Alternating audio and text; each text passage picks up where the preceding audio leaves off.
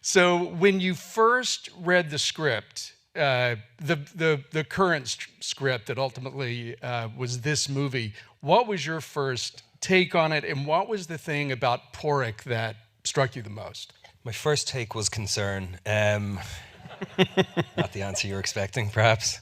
But I had read an earlier incarnation about 7 years before, about 7 years ago. Martin had sent me an email, and he sent Brendan an email saying, "This is something I wrote, something I'm thinking of doing, tell me what you think." I thought it was great. He says it was shit. He obviously holds himself to a higher standard than I do.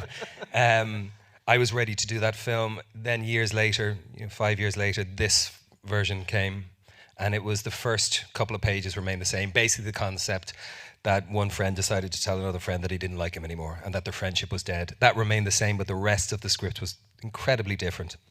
And Martin went from the one that I read initially being more plot driven, and there was more action scenes and there was shootouts. And to be honest with you, my character was a bit cooler.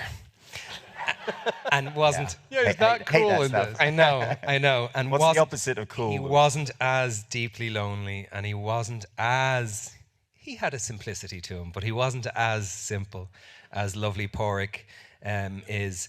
And so when I read it, honest to God, I was kind of like, oh my God, how am I going to, oh God, it's so... I limped away from reading it. I was ultimately very moved by it because it is, at its core to me, a story about loneliness and about regret and about community, of course, and it has a certain existential rub at its centre. But yeah, concern, just could I do it and not be dull as dishwater for an hour and a half was basically the issue.